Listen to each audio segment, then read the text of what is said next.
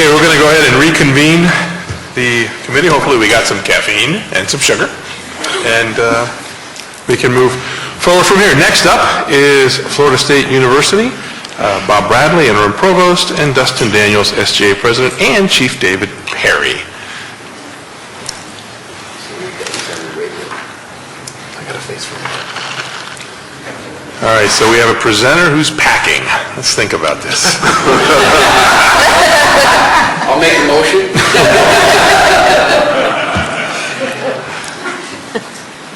Welcome, gentlemen.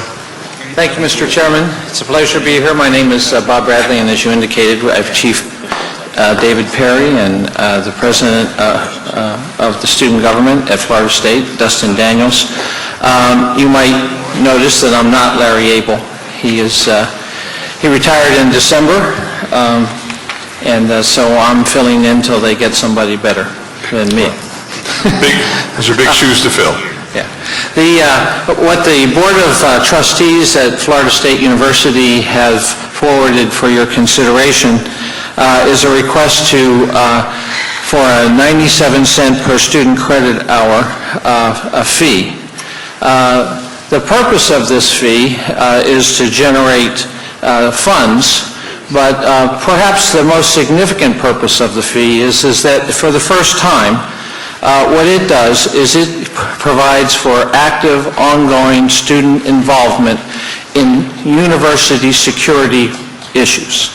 In other words, going forward, as on all our all our fees that involves from students, the students will have a majority on the committee that allocates where these monies are going, and so their initiatives will be listened to very closely, of course, and initiatives that they start won't necessarily fall by the wayside. So that's probably the great significance of this fee. What it does is that it puts money in the short term. Of course, this will be an ongoing set of decisions between the committee and the use of the fee. It puts monies into a series of initiatives. One of them is called RAVE Security, which enables students, if they're in trouble, to use their cell phone, and then that cell phone will be monitored by the police. Up will come their picture, which is important given that how many cell phones are lost on campus, and they'll be able to get a profile of who's in trouble and determine precisely where they are. So that's one interesting initiative. It also will help fund something called an easy button emergency solution. As you probably know, we have a whole series of emergency noticing activities on campus. This will enable us to hit one button and get the information out simultaneously across the board. And then finally, it will, not finally, but it will also provide for a taxi cab partnership that the student government has been interested in. It will fund a series of law enforcement officers. Some are involved in IT. A lot of the solutions that folks are interested in these days on campus involve information technology, and so the police force has, in order to do things like mobile apps and other things that involves the police force that students are interested in, we need additional IT people. How did we get to this point where we want a 97-cent per student credit hour fee? Well, I should go back to 2007. In 2007, we were, like most universities, faced with the situation, what do we cut? Do we cut police or academics? In 2007, we cut academics. In 2008, we were faced with a similar situation. What do we cut? Police or academics? We cut academics. In 2009, once again, police or academics? We cut academics. As you know, we've cut dozens of programs. As you heard the President talk about just last month over in Pensacola, we have 130 fewer professors, academic personnel, than we had in 2007.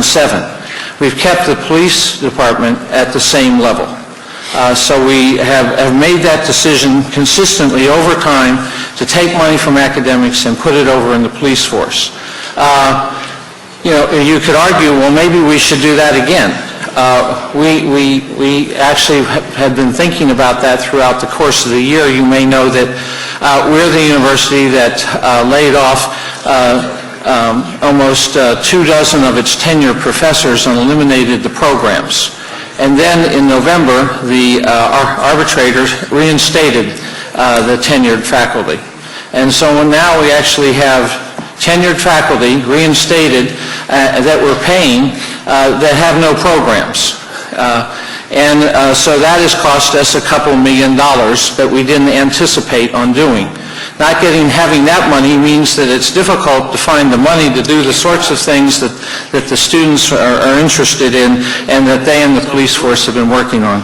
To take you a little farther down this road, maybe I can call on the chief, and then Dustin will give you some more details. Dustin first, sorry. Thank you all very much. I just finished a very contentious SG election yesterday, working on one, so I apologize for my voice. Just I can barely hear you, Dustin. Sorry about that. Basically, like Provost Bradley was describing, essentially what this fee is doing at the most elementary level is addressing an issue that is both student identified and would be student administered. Basically, even without the existence of this fee, even with the current amount of police department officials that we have on campus, we are already below the recommended average that is recommended for a university our size in terms of the police department personnel to student ratio. And that's something that is obviously, so we're not exactly where we are supposed to be. Like Provost Badley was talking about, over the years, we've definitely held campus security to the highest regard because that is something that students on a consistent basis say is one of their top concerns. We've held many, many focus groups at the beginning of my administration with my vice president, basically addressing different areas of campus such as housing, or the Greek communities, basically, the registered student organizations, to basically find out where their concerns were and what they believed the most pressing issues were on campus. Campus security and safety was overwhelmingly the most cited thing. Obviously, you are probably aware of the tragic shooting that occurred on our campus, and it took the life of a member of the student body. Obviously, there's no telling if we had more police personnel on campus, if that could have been prevented. But what we're saying is that having more of a presence on campus establishes a much safer environment, and I'll let Chief talk more about that in a minute. I just wanted to say more, the last thing that I wanted to say is that I've spoken to our president about this issue as well, and we've said that even though, basically because of the limited amount of money that we have to put towards this issue, we really feel like this fee is the best action to take. And in the years coming, if the situation gets better and that revenue that revenue is available to basically replace the money that we no longer had and that the stimulus money is basically taken care of, then that's something that he's willing to do and something that he's committed to doing is basically keeping campus security a priority. These programs that we are proposing are, again, communally identified, planned by students, initiated by students. We believe that it's a very healthy balance of both reactive measures and proactive programs that we think that will keep our students safe and help them make the right decisions in terms of, getting them home safe at night and making sure that campus is as a whole, is a safe community. And so I'll let Chief maybe speak on some of your thoughts on that, I guess.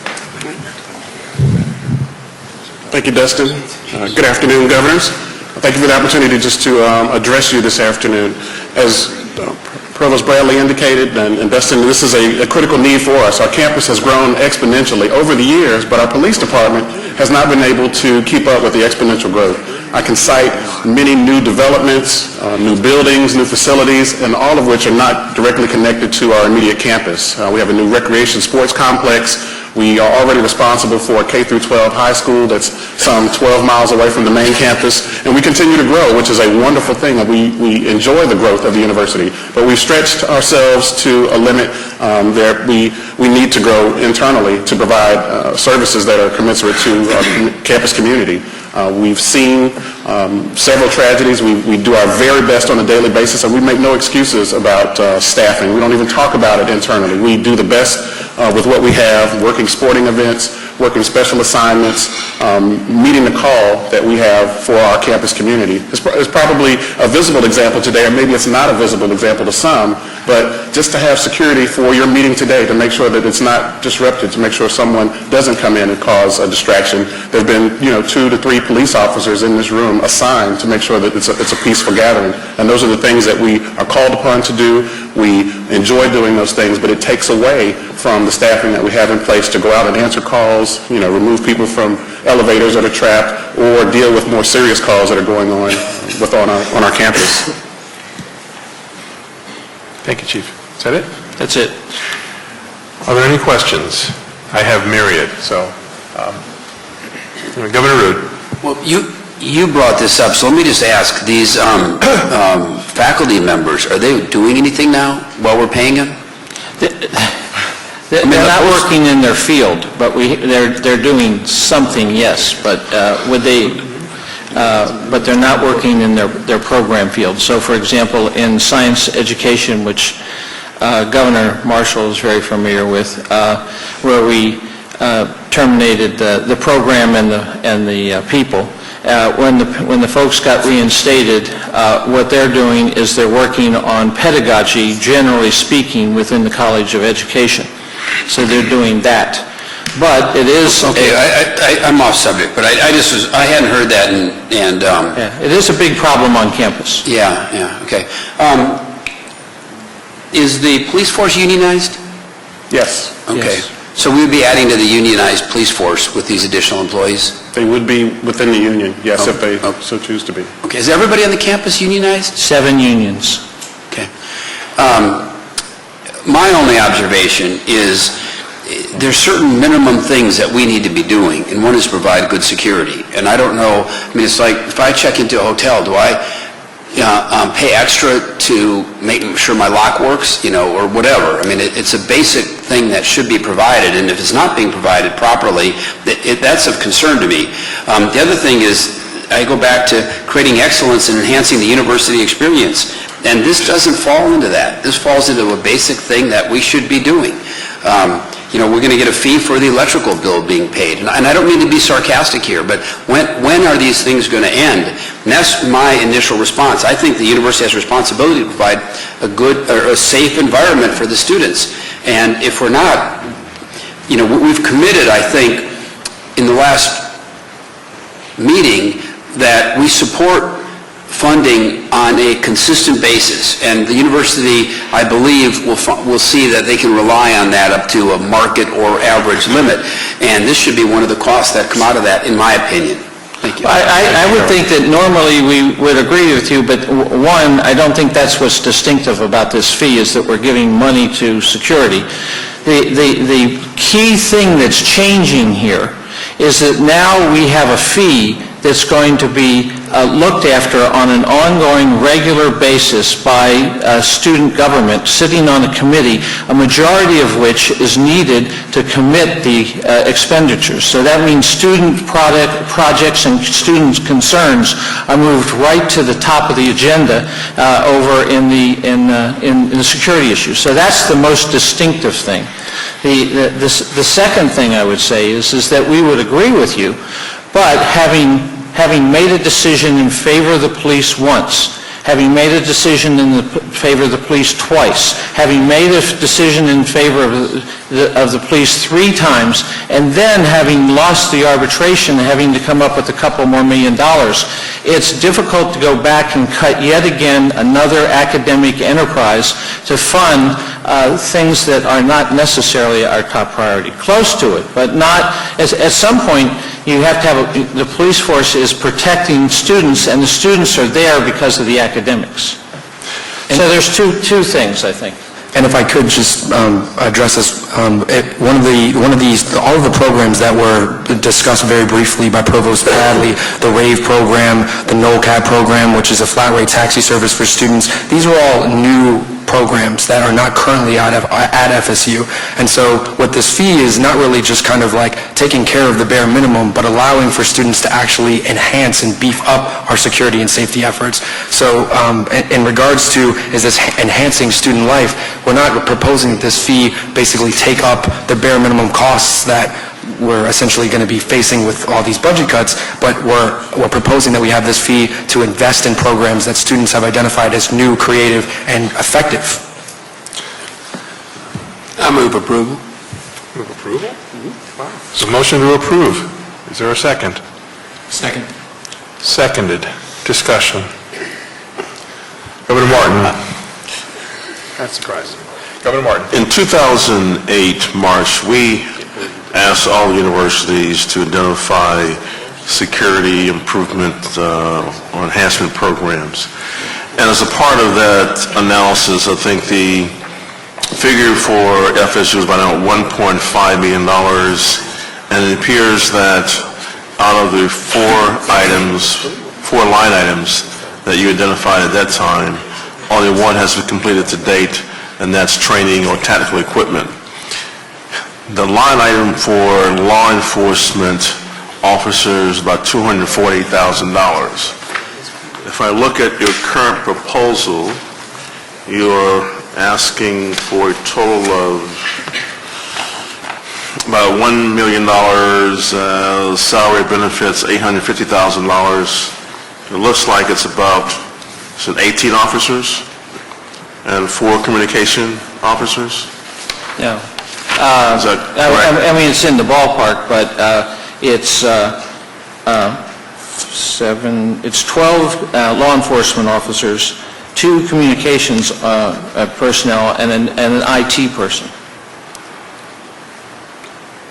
So, I mean, you're close. It says 15 positions in the summary. 15. Okay, so go to page 78 of the document,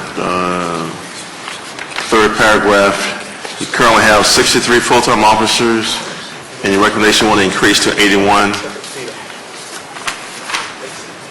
Is that correct? That's correct. Currently, we are at least 23% below what the International Association of Chiefs of Police recommend for the populations that we serve. Right now, we do have 62, but we are grossly understaffed for sworn personnel. But there are 2 things there. One is the number of personnel we have. The other is what the standard is. We're not going to the standard. After this, we'll still be beneath the standard. Absolutely. Okay. I guess my point is, in 2008, you were only asking for about $240,000 in law enforcement personnel. What has changed in the last 3 years such that you're asking for almost 3 times the amount for officers? Has there been an increase in the student population, or are there particular incidences that have occurred that you're trying to correct? And I agree with Governor Root in terms of, I think this is a basic type of service that the general, budget should handle. I'm not really sure a fee is appropriate to add to the cost of the student's education process, whereas it should be an ongoing activity within the university. I would hate to think that at some point all the universities would then identify a security fee that they would add in addition to what they currently are providing. This is just my own comments. I think that what is part of the difference is that student government has become much more interested in security issues. And that as they have gotten interested in security issues, and especially in the use of technology in addressing those, they've come up with ideas that would require those monies, and they've gotten with the administration, and now they're proposing a fee that they would have some ongoing say in. One of the things that we've done recently with student government, and to which they're contributing monies, is the 24-hour library. You would be surprised at our library. At 3:30 in the morning, you go over there, there's 500 students in there.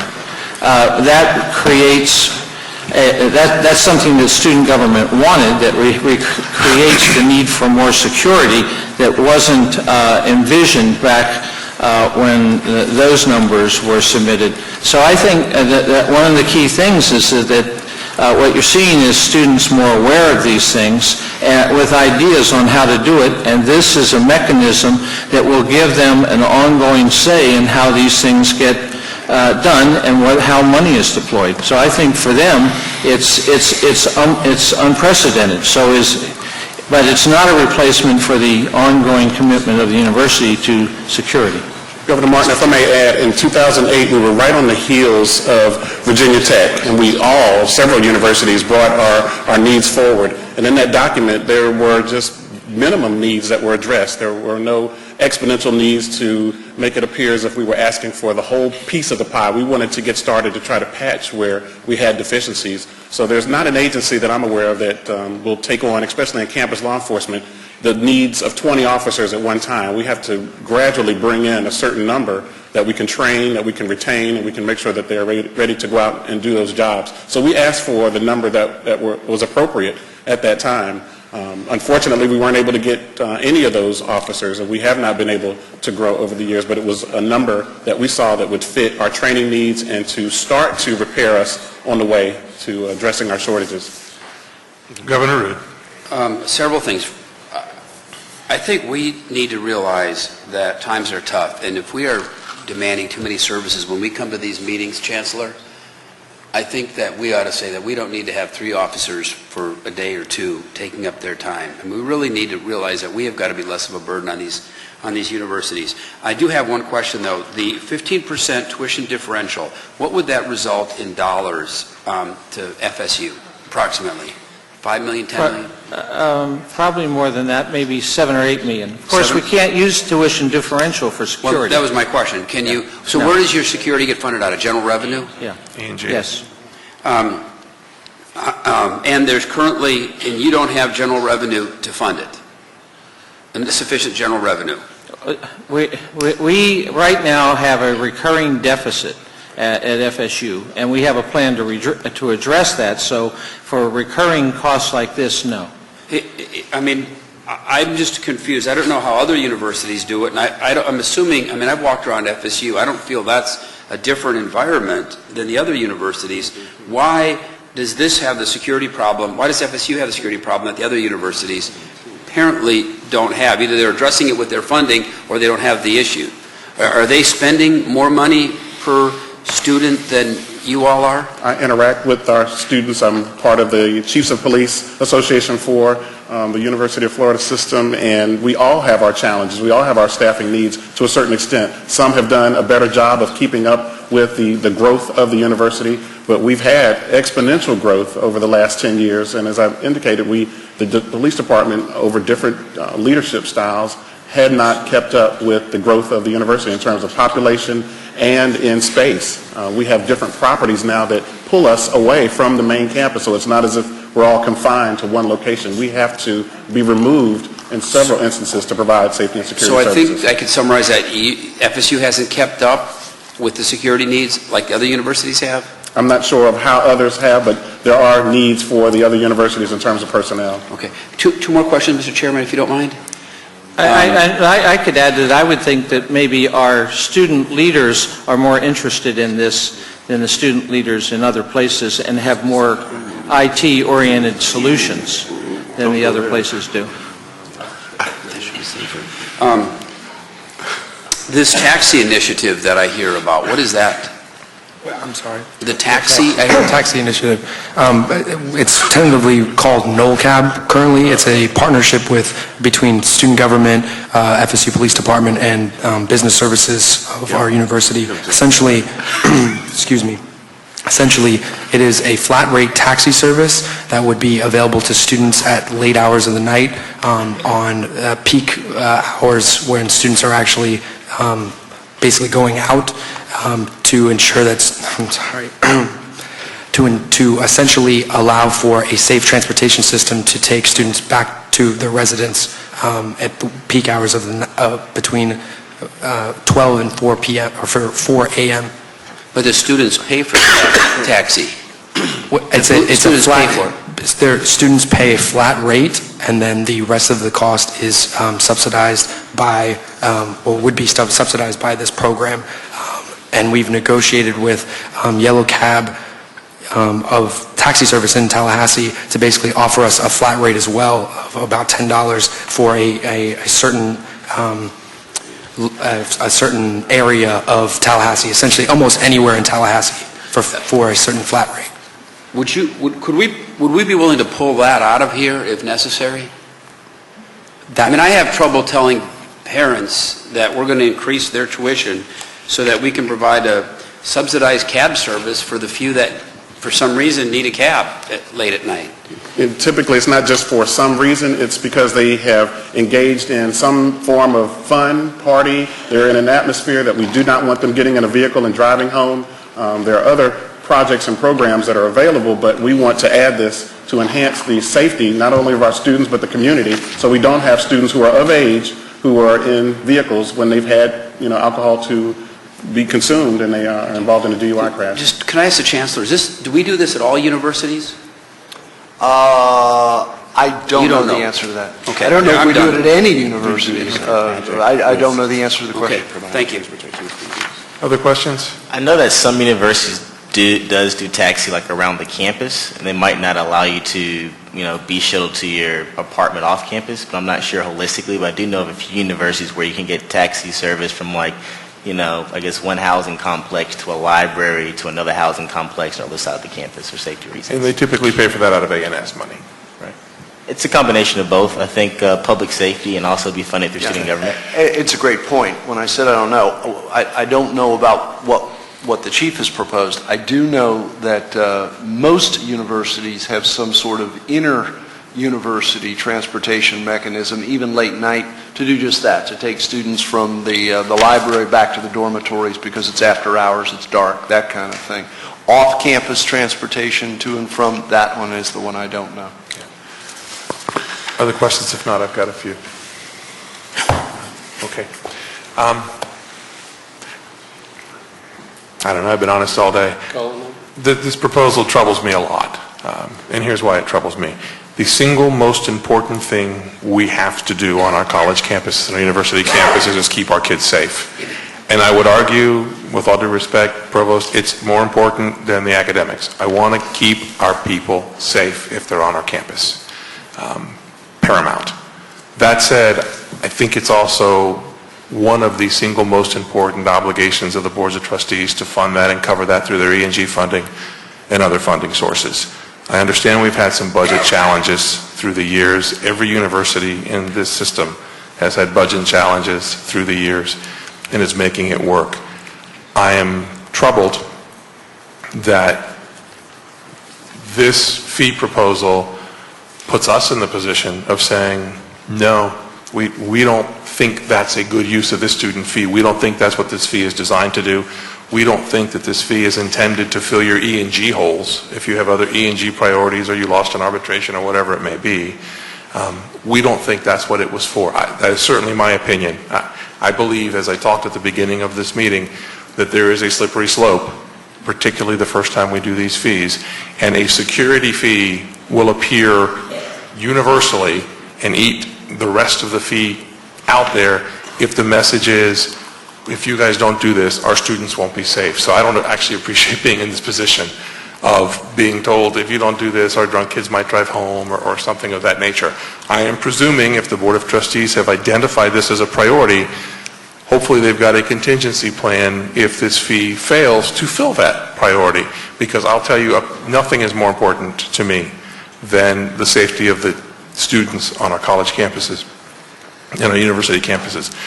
That said, is there a plan B? Because I for one, believe this is an inappropriate use of this fee. I think it creates a nightmare for us for the next several years with regard to having, essentially, we'll have 10 security fees next year coming up and offsetting E&G expense onto a new student fee for what to me is the basic student requirement, which is safety. So is there a plan B from the trustees? There's not a plan B in this sense. What this does is put the students in an ongoing, active relationship, making decisions over resources and security issues for things that they want. But with all due respect, you can invite them to do that now. We could do that, but we do it on all our committees for student fees. The students will raise issues and concerns that wouldn't necessarily be your top priority. So will we fund all these priorities that have been identified by the students? I think that's not in a Plan B, no offense to the students. Will we try to take care of the basic needs? Of course. But will we put additional IT resources into the police department to handle things such as mobile apps and no, we won't do that.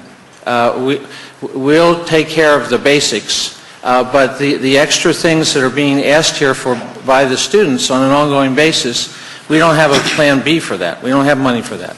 Okay, and Mr. Chairman, if I could... appreciate your sincerity in that answer, but I do want to be clear. You can't have that student input today without a fee. You can invite them in, you can work with them, you can form committees. I was a student body president.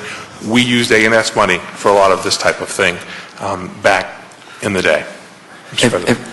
Basically, I completely agree with you what you were saying about this is a basic need, and I think that what has been explained is that we've also seen that as a basic need that has to be met, and that's why consistently we've cut our academic programs as opposed to cutting our security and safety efforts on campus. Again, I can't really emphasize enough how these programs are not meeting the basic need of security issues. We're not saying that if we don't get this fee that we're not going to meet the basic needs. Essentially, what this fee is going towards are new, creative, and innovative ideas that students have identified as things that we would like to see implemented on campus. These are all supplemental, these are all extremely innovative, and I would really love to hear about some of the universities that have implemented some of these fees. I know that the University of South Florida has slowly started to implement RAVE. I know that perhaps there is another university that has a late night taxi service, but I haven't heard of one. And so what essentially has happened is students have identified ways that go above and beyond to basically beef up and enhance our security efforts. And I just think that we're sort of, this fee is being pegged as a way for us to sort of start to meet the basic needs of security, our security needs on campus, and that's not really what it's doing. It's essentially enhancing our programs that we have. Let me ask the three of you then. As you look at this, are these security wants or are these security needs? Because you're asking us to approve a fee to add 15 head count that should be covered by your E&G if it's a need for you, which 3 years from now, it's going to be very difficult to disengage when the students decide they don't want to do that. As tuition continues to go up, is this a security need in that you will not be safe if this doesn't happen? Is that what you're putting on this board to decide? Or is this a security want that it's supplemental and gosh, it will be nice and we're willing to help pay for it, in which case I might say I would use activity and service fee money to fund the technology and look to the university to fund the E&G. Well, one way to answer your question is, do we have a Plan B to fund 15 additional FTE in the police department? No. We won't do that. I mean, no offense to the chief and the good stuff he does, but that's just... You've got technology people and everything else in here. I understand that. What I'm saying is this a threshold need in that if this doesn't happen, our students are unsafe, or is this an enhancement? I'm viewing it as an enhancement and a way to make sure that as we go forward, that the students have a continuing role in this. I mean, some of the, it may seem strange to you, but we aren't able to think of all the things the students think of. They have lots of ideas that never occurred to us. You know, that's how we got blue lights on campus. That's how a number of pieces of our security system have put in place. So I'm viewing this enhancement. Will it beef up security in general? I think it will, if you have some additional people around. I think that's going to happen as well. Again, I just reiterate, you can have that student input without the fee. And we have over time, that's how we did get these things. But now it's different when students have a major stake in the money. It's just a different decision-making process, I think. Thank you. Governor Perez? Governor Marshall. I think also... Marshall? Frank. Good. If I recall the discussion we had a couple of years ago, there was also grant funding that was coming into the state for security measures, and we were also looking to see how we could tap additional funds. Chancellor, do you recall that discussion, and how well have we done in identifying those? I can speak to the grant opportunities that we participated in. Every year that I've been at Florida State University as the chief of police, we've applied for grants under the sun. The COPS grant to add more police officers, we've applied twice that they've been available, and we've been rejected both times. We have received funds to enhance our overall infrastructure for major sporting events and regional domestic security task force needs, but no funding for bodies or staff. We've received some gadgets because of the size of our venues and because of the visibility of the sporting events that we host. But no love from the government in terms of grants for COPS, and we continue to apply. We continue to lobby with the federal government to ask why campuses and universities are not viewed the same, and we get the response that we don't have the same high crime rates as the cities who are receiving these major grant dollars for several positions. But we would consider that our campuses are just as important. To answer the question, and unfortunately it's not a direct answer, I'd have to go back and poll the universities to find out exactly, as the chief outlined, what each university has done in that regard. Governor. Thanks, Governor. Governor Root. Oh, I'm sorry, Governor Marshall. Mr. Chairman, in this issue and in some others, I've wondered if we're taking into account sufficiently the position of the Board of Trustees. Here we're getting input directly from the student body, or from the student government. But this issue wouldn't be before us if it weren't for the action of the Board of Trustees of the university.